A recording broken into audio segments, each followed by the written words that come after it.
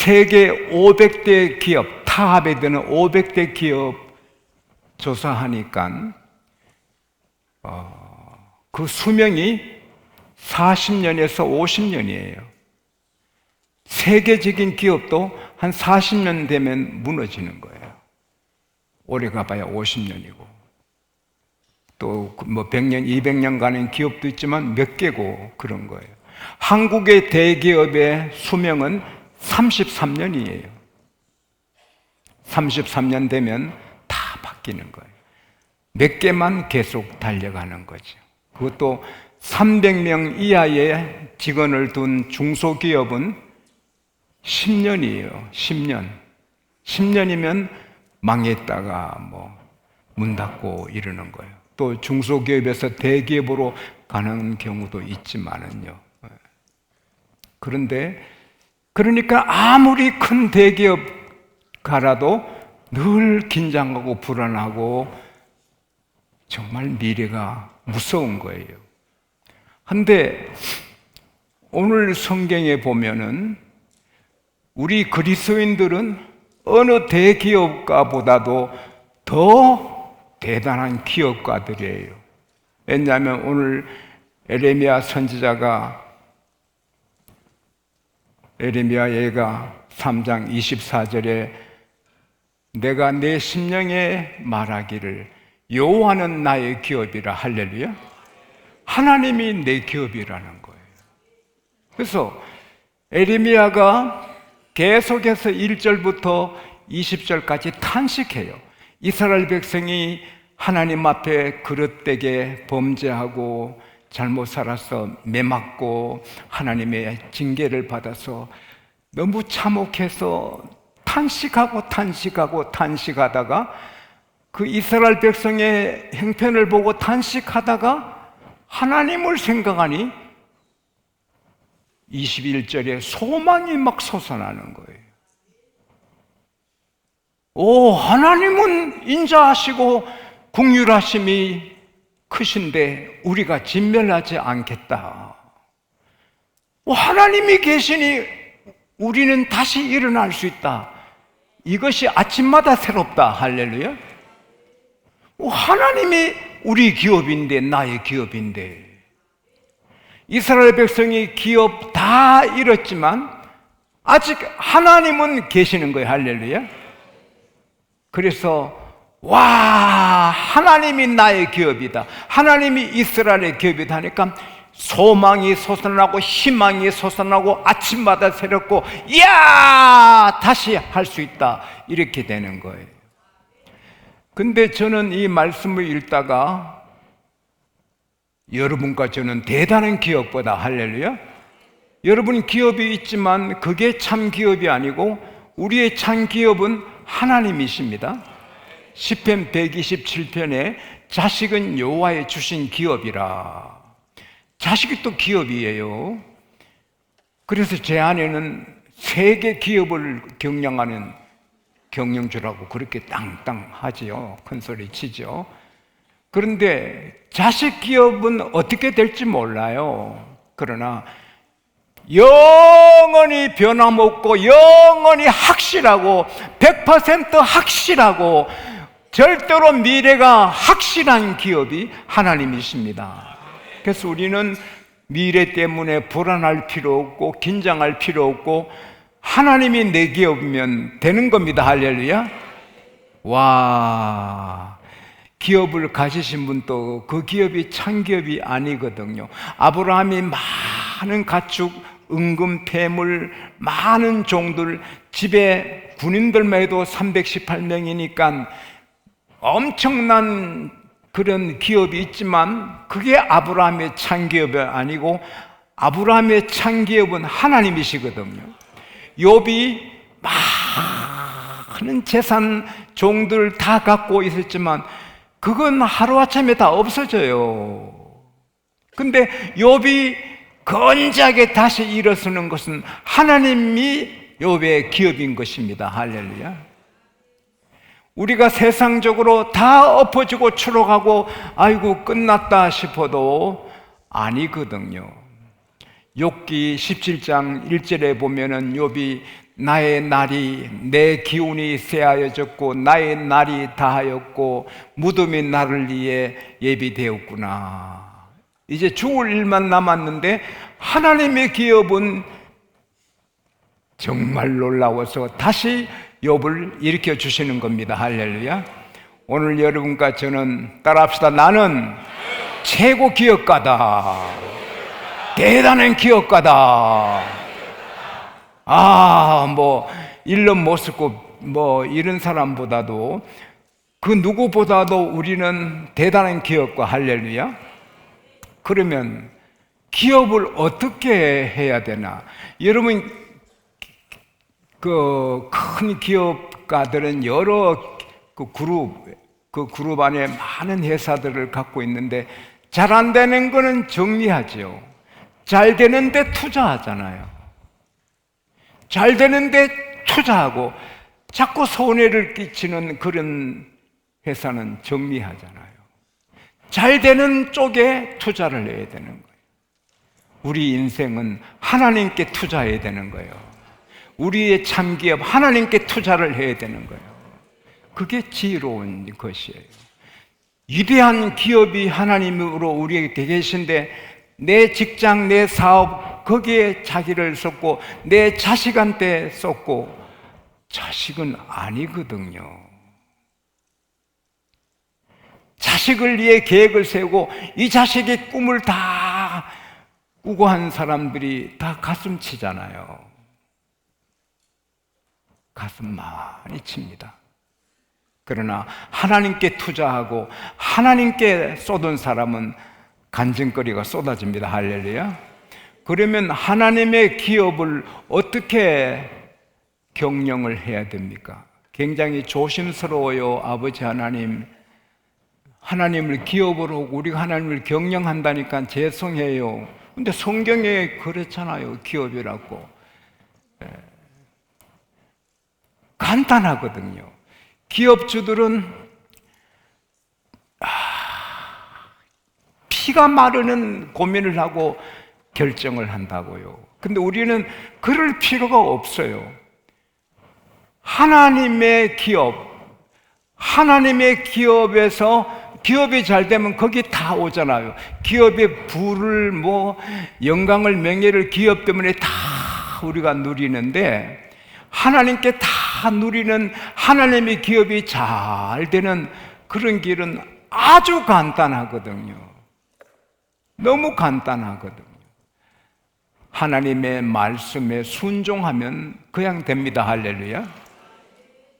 아브라함이 가축 잘 기르려고, 목축업 잘 하려고, 축산업 잘 하려고 그렇게 연구한 사람은 아니거든요. 그는 자나깨나 하나님께서 아브라함, 너 고향 아비 친척 집을 떠나 내가 보여줄 땅으로 가라. 그리하면 내가 너에게 복을 주어 너 이름을 창대케 하겠다.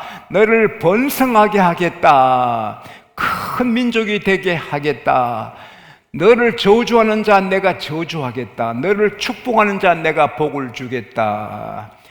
모든 땅의 백성이 너 때문에 복을 받는다. 할렐루야. 그럴 때 이 아브라함이 한 것은 하나예요. 순종했어요. 예 하고 갈 바를 알지 못하고 갔어요. 가니까 하나님은 약속한 대로 복을 주시고, 아브라함 이름이 인류 역사의 최고의 이름. 할렐루야. 아브라함보다 더 알려진 이름은 없어요. 아브라함이 최고의 이름이고 복을 받았고, 유대인뿐 아니라 예수 믿는 모든 사람은 아브라함의 후손이에요. 할렐루야. 그리고 마태복음 1장 1절에 아브라함과 다윗의 자손 예수 그리스도의 세계라. 아브라함 가문에 메시아 예수님이 나셨어요. 아브라함과 다윗의 자손 예수 그리스도의 세계라. 세계 최고의 인물이 아브라함이에요. 그리고 아브라함이 어디 가도 누가 못 건드려요. 아브라함을 건들 자가 없어요. 이래도 저래도 잘 되는 것은 아브라함이 자기 눈에 보이는 기업에 쏟지 않고 하나님의 기업에 그 말씀대로 순종했을 때 그렇게 하나님이 복을 누리게 하신 것입니다.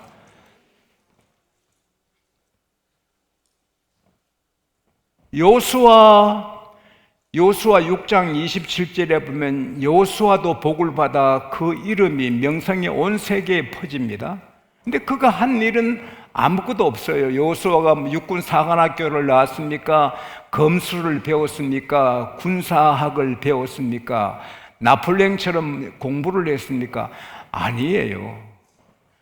여리고성 하루에 한 번씩 돌아라. 마지막 날에는 7바퀴 돌고 나팔을 울려 길게 크게 불어라. 그리고 외치면 여리고성이 무너지겠다. 그것은 민수기 10장 9절에도 하나님이 모세에게 약속하신 거예요. 전쟁 나갈 때 대적 앞에서 나팔을 울려서 보통 빠빠빠 하는데 빠빠빠빠 이렇게 크게 불면 내가 구원해 주겠다. 할렐루야. 그래서 그 말씀을 믿고 여리고성 이치적으로 맞지 않아, 상식적으로 맞지 않아, 과학적으로 맞지 않아, 경험적으로 맞지 않아요. 그 철벽성, 여리고성 이중으로 된 그 성벽에 집을 짓고 사는 그 두터운 성벽이 어떻게 무너져요? 그러나 하나님 말씀대로 믿고 돌고 나팔을 울려 크게 불고 외치니 무너집니다. 할렐루야. 똑같아요. 누가복음 5장 4절에 예수께서 베드로에게 그물을 깊은 데로 내려봐라. 선생님 밤새도록 노력했지만 잡은 것이 없어요. 그러나 말씀에 의지해서 내리겠습니다. 깊은 데는 물이 없어요. 고기가 없어요. 상식적으로. 그런데 깊은 데 내리니 고기가 너무 많이 잡혀서 2배 가득 채웁니다. 할렐루야. 요한복음 21장 6절에 보면 예수께서 고기 좀 잡았니? 아니요. 그물을 배 오른편에 던져라. 오른편에 던지니 그물을 끌어올릴 수가 없어요. 너무 많은 고기가 잡혀서. 간단합니다. 우리의 최고의 기업, 위대한 기업, 하나님의 기업, 그 기업자로 성공하는 길은 하나님 말씀에 무조건 순종하는 거예요.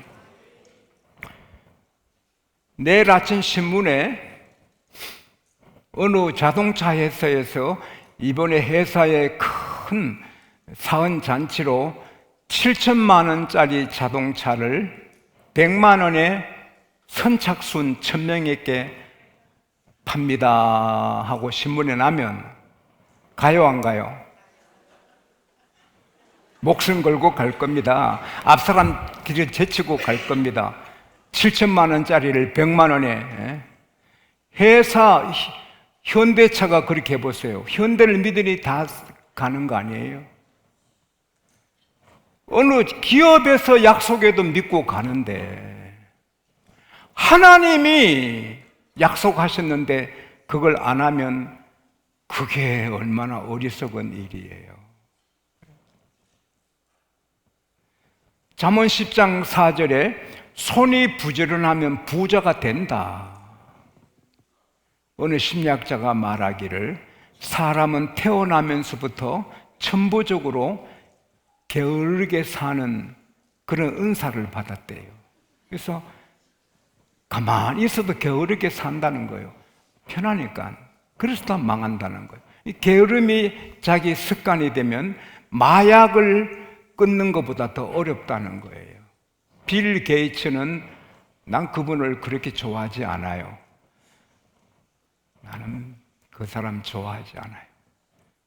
그러나 그분이 하는 말은 좀 좋더라고요. 가난하게 태어나는 것은 당신의 책임이 아니다.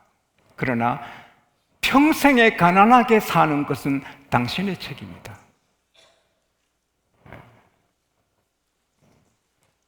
부지런히 노력하면 왜 가난하게 사느냐?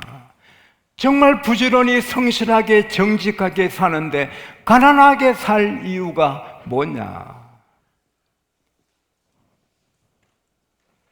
학교라고는 1년밖에 안 다닌 소년, 너무 가난해서. 그러나 어머니가 늘 아들아, 너는 잠언 22장 29절 말씀을 붙들고 살아라. 너가 자기 일에 능숙한 사람, 근실한 사람을 보느냐? 그는 왕 앞에 설 것이요 천한 자 앞에 서지 않을 것이다. 학교는 딱 1년밖에 안 다닌 가난한 사람이 어머니 말씀대로 기도하고 성경 읽고 성실히 주급 일주일이라고 조금 주는데도 일찍 가서 성실히 하고 청소도 하고 열심히 하니까 그는 인정받아요. 그가 누구예요? 헨리 포드예요. 학교 1년밖에 안 했어요. 그러나 하나님 말씀 붙잡고 열심히 일하고 노력하니까 세계적인 인물이 된 거예요.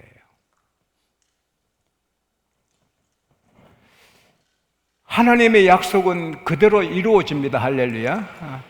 이치 안 맞아도 순종하면 그대로 되는 거예요. 아브라함아, 너 사랑하는 독자 이삭을 모리아 땅으로 가서 내가 지시할 한 곳에서 그를 번제로 드려라.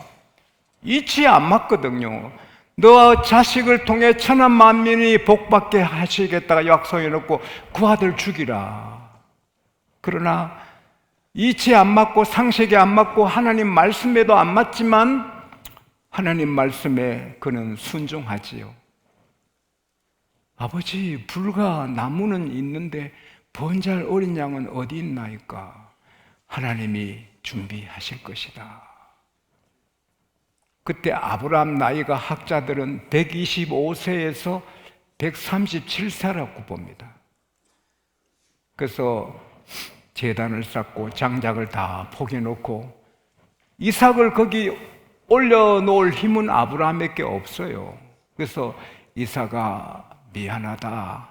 하나님께서 너를 주셨는데 하나님께서 너를 양처럼 태워서 제사 드리란다. 요즘 아이 같으면 아버지 치매구나, 아버지 갔구나, 그러고 그 말 안 들을 건데 이삭은 참.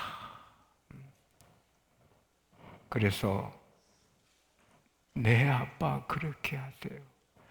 너가 착하지만 내가 칼을 들면 도망갈 수 있잖아. 내가 묻겠다. 묶으세요.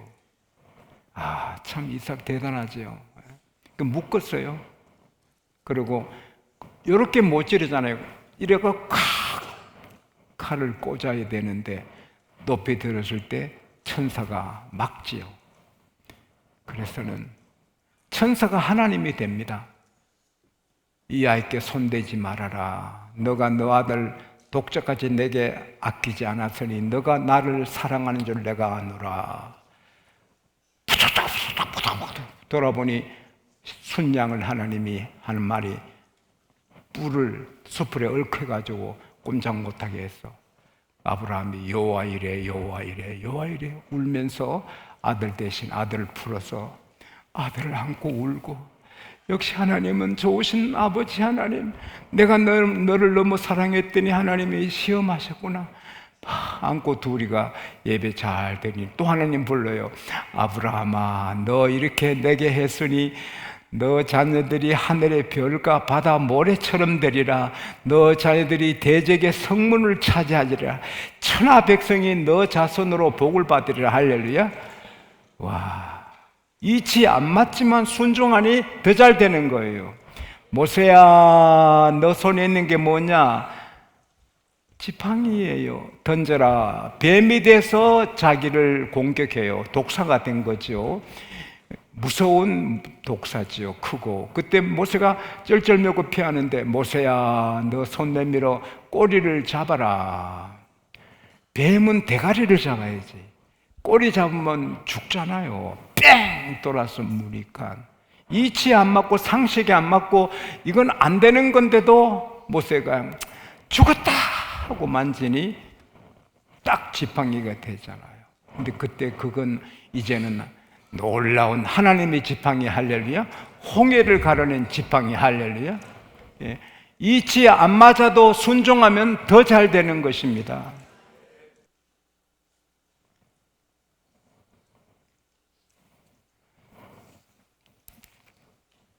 이 말씀은 그대로 됩니다. 할렐루야. 그리고 한 가지는 이대로 해도 아무리 이대로 순종하고 해도 안 될 때 있어요. 그럴 때는 내가 내 심령에 말하기를 여호와는 나의 기업이라 하나님을 잠잠히 바라는 것이 좋다. 하나님은 그에게 바라고 그에게 구하는 영혼들에게 신실하시다. 하나님을 기다리는 것이 좋다. 할렐루야. 순종하고 순종했는데 금방 무슨 일이 없을 때 어떻게 하느냐? 기다리는 거예요.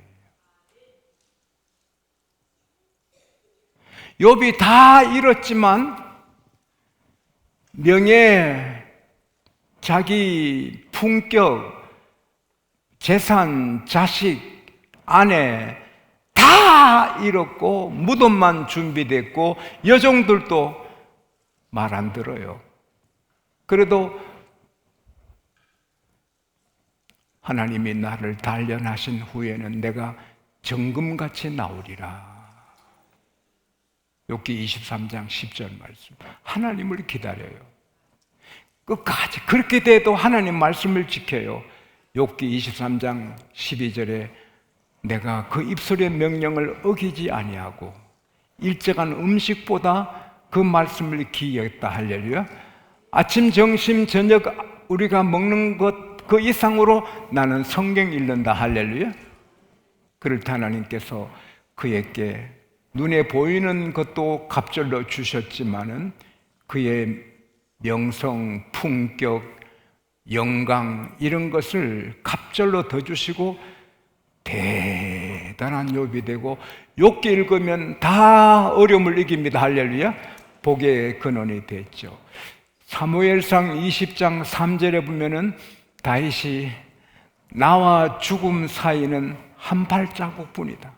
사울왕이 3,000명 특공대에 붙여가서 다윗을 죽이려고 하니까 나와 죽음 사이는 단 한 발자국밖에 없다. 다윗은 하나님 말씀에 순종했는데 순종해도 안 돼요. 도망자가 되고 순종해도 빵도 없어서 배고파야 되고 찬이슬 맞고 순종을 해도 안 돼요. 그러나 다윗은 10년 이상 기다렸어요. 그때 하나님은 왕이 되게 하시고 다 퍼부어 주시는 거예요. 말씀대로 순종했는데 안 돼요. 그러면 더 크게 됩니다. 할렐루야. 그래서 기다려야 되는 거예요.